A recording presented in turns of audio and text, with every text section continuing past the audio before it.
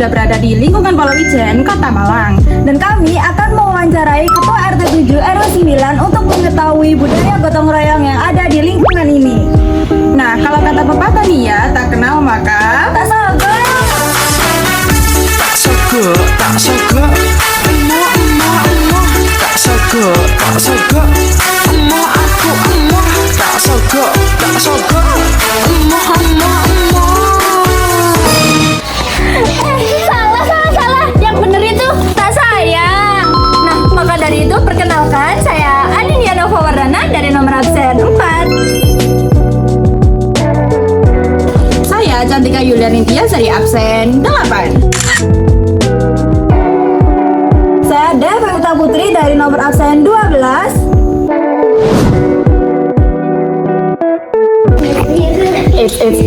Belum selesai teman-teman. Di sini masih ada kita. Perkenalkan, saya Rania Dewi Safitri dari nomor absen 28. Dan saya Nabila Melena Putri dari nomor absen 24. Saya Syahna Citra Karisma dari nomor absen 33. Di video kali ini kita bakal dapat cerita langsung dari Bapak RT mengenai kondisi gotong royong di wilayah ini. Nah, mulai dari kegiatan masyarakat sampai dengan tantangan untuk mengajak warga dalam kegiatan gotong royong di era zaman sekarang. Jadi jangan kemana-mana, tonton video ini sampai selesai ya. Permisi Pak, ini kami murid dari SMK Negeri 12 Malang izin melakukan wawancara kepada Bapak RT mengenai gotong royong di lingkungan ini. Oke, siap. Tanpa berlama-lama langsung kami mulai ya Pak. Ya, siap. Untuk pertanyaan pertama, kan di sini tuh pasti ada yang namanya gotong royong ya Pak. Oke. Nah, di wilayah ini tuh ada nama tersendiri kah untuk gotong royong seperti gugur gunung atau sambatan gitu? Di pertanyaan pertama, untuk di wilayah Polowijen ini untuk nama atau sebutan untuk masalah gotong royong yang terdahulu nggak ada. Untuk gugur gunung terus sambatan itu kan istilah dari nenek moyang kita. Jadi untuk saat ini di wilayah ini tidak ada nama istilah yang penting mengenai gotong royong. Oh, berarti tidak ada ya Pak? Tidak ada. Lalu bentuk kegiatan gotong royong apa yang rutin dilaksanakan oleh warga di sini? Untuk wilayah di sini ada beberapa gotong royong yang kita kerjakan bersama-sama. Yang pertama itu gotong royong membersihkan sungai bersama-sama, dimulai instruksi dari kelurahan turun ke LPMK membuat surat edaran ke RW, RT, lalu turun lagi ke bawah ke warga gunanya untuk apabila mau musim penghujan, kita semua warga seluruh Polowijen membersihkan sungai-sungai mulai dari ujung sampai ujung lagi yang ke bawah, mulai dari barat sampai ke timur.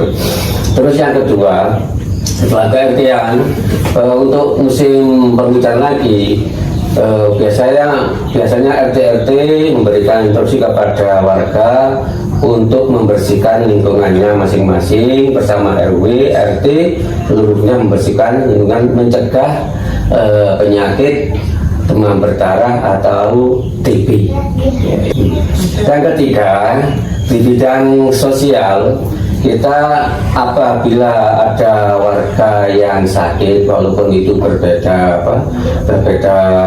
agama atau berbeda kasta lah, atau yang miskin atau yang kaya, kita semuanya sama di mata warga ke-RT-an. Jadi kita bersama-sama warga seluruh RT datang menjenguk ke rumahnya orang sakit tersebut sambil membawa sedikit oleh-oleh untuk menggembirakan yang sakit di situ. Terus selanjutnya tadi Terus ini gimana tingkat partisipasi warga dalam gotong royong, terutama pada generasi muda saat ini? Kan biasanya agak sedikit susah kan Pak buat ngumpulin buat gotong royong, bantu buat gotong royong gitu. Oh, untuk yang saya lihat, yang saya alami selama ini dari KRT-an, untuk partisipasinya anak muda-muda pada waktu gotong royong itu kecil, antusiasnya itu kecil, beliau-beliaunya itu dipermasalahkan dengan masalah medsos saja yang besar. Masalah gotong royong, kerja bakti di lingkungan RT-RT itu kurang ada gregetnya. Untuk saat ini kepada anak muda, untuk itu sebagai anak muda percontohan, saya mohon nanti kepada adik-adik ini untuk memberikan contoh apa ya, paling tidak kepada dirinya sendiri untuk bisa greget bila ada gotong royong, bila ada kerja bakti, bisa hadir, bisa membawa teman-temannya untuk sekalian datang baktikan gotong royong. Intinya untuk saat ini antusias anak muda itu kurang kurang kerja bila ada gotong royong. Nah, selanjutnya untuk tantangan terbesar ini untuk warga di sini, untuk di zaman sekarang, era yang sekarang itu apa ya Pak tantangannya untuk mengajak gotong royong itu?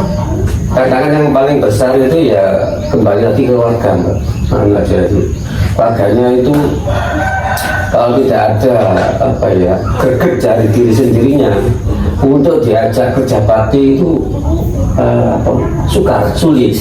Jadi tantangan terbesar itu ya terbesar itu dari warganya sendiri, karena walaupun kita ngomong gotong royong, ngomong kerja bakti, tapi kalau warganya itu gregetnya dari dirinya sendiri tidak ada, tidak bakal keluar pada waktu gotong royong itu ada kerja bakti di media sosial, di grup RT, di woro-woro ada kerja bakti, ada gotong royong. Tapi kalau warganya sendiri tidak ada greget, dia tidak datang pada waktu ada kerja bakti, pada waktu ada gotong royong. Jadi tantangan yang besar itu ya terhadap warganya sendiri, itu yang paling besar menurut saya sebagai ketua lingkungan di daerah sini. Kemudian yang pertanyaan kelima itu menurut Bapak sendiri, bagaimana gotong royong itu dapat mempererat persatuan dan kesatuan antar warga yang memiliki latar belakang yang berbeda-beda? Setuju sekali, kalau gotong royong itu memang untuk mempererat silaturahmi. Karena apa? Dengan gotong royong ada yang miskin, ada yang kaya, tidak memandang status, tidak memandang agama, ada orang Islam, non Muslim, Hindu, terus ada Buddha, tidak memandang agama, tidak memandang ras, tidak memandang suku. Semua kalau ada gotong royong, semua datang, dan gotong royong itu menjadi sebab berkumpulnya perbedaan-perbedaan itu. Jadi gotong royong itu untuk mempererat yang perbedaan suku, perbedaan kesenjangan sosial, perbedaan agama, bisa mempererat persatuan. Demikian. Tambah lagi. Tapi kan biasanya itu kayak ada warga yang merasa dia punya kuasa lah, itu jarang ikut gotong royong, itu gimana tanggapan? Kalau tanggapan saya itu kurang di mata saya kurang baik. Karena walaupun demikian, kalau kita hidup di masyarakat, hidup di kampung, kita tidak boleh saya yang paling berkuasa, saya yang paling kaya, saya yang paling alim, saya yang paling wah gitu. Kalau kita hidup di kampung, semua sama. Kalau ada kerja bakti, kalau memang orangnya itu betul-betul kerjanya itu di luar negeri, keluar dengan memberikan makanan atau uang sebagai partisipasi, kita nggak apa-apa. Tapi kalau orangnya itu kerjanya di lingkungan sini saja, terus nggak mau datang, itu ya kan nggak baik. Nanti pasti kan ada kalau orang-orang pas kumpul-kumpul ciciren kita istilahnya kalau orang Jawa itu. Kenapa? Dia tidak mau bersosialisasi di kampung, tidak mau bersosialisasi di masyarakat.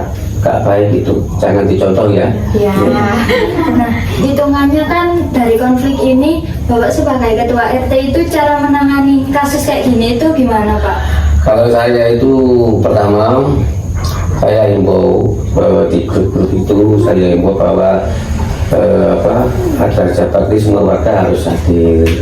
Kalau memang warga tersebut nggak bisa hadir, saya datangi, door-to-door, saya datangi dengan dengan perasaan yang nggak bermusuhan, nggak ada musuh gitu. Kenapa sih kok nggak pernah datang? Kenapa sih nggak tahu pernah muncul? Saya datangi. Kalau memang alasannya itu tepat, alasannya itu masuk akal, nggak apa-apa. Tapi kalau alasannya itu nggak masuk akal, saya kerja terus. Mungkin masyarakat juga tahu pernah keluar. Nah, nanti kalau ada apa-apa, yang butuh ya kan masyarakat sendiri, lingkungannya sendiri yang butuh itu, dianya itu, kanan kirinya itu. Masyarakat itu kalau ada orang yang tidak tahu, tidak pernah keluar, pasti nggak tahu betul, nanti masih dilayani. Kita datangi dengan baik-baik. Kenapa sih nggak pernah keluar? Baik-baik dulu gitu ya. Nah, mungkin dari pertanyaan yang telah diberikan sama teman-teman saya dan jawaban yang telah Bapak berikan, Bapaknya ada pesan buat kita generasi muda ini, gimana sih supaya budaya gotong royong ini nggak luntur, nggak hilang dari pesan kepada muda-muda supaya gotong royong ini tidak luntur, dimulai dari muda-muda dulu, dari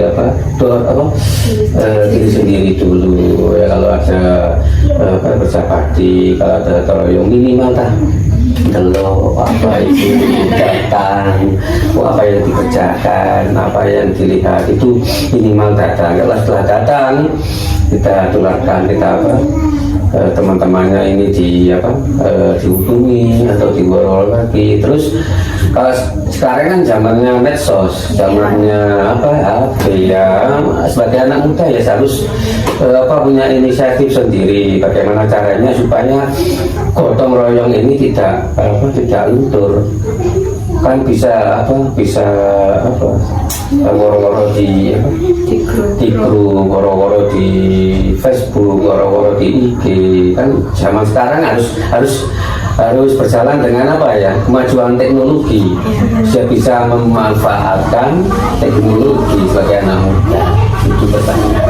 Pokoknya jangan sampai gotong royong ini tinggalkanlah budaya kita, budaya nenek moyang kita yang dulu yang saya nilai baik sekali. Terima kasih, itu pesan saya. Mungkin dari wawancara tadi kami mengucapkan terima kasih banyak kepada Bapak karena telah bersedia menjadi narasumber kami. Kemudian juga terima kasih atas pesannya juga. Siap, sama-sama. Nah, itu tadi hasil wawancara dari kelompok kami. Semoga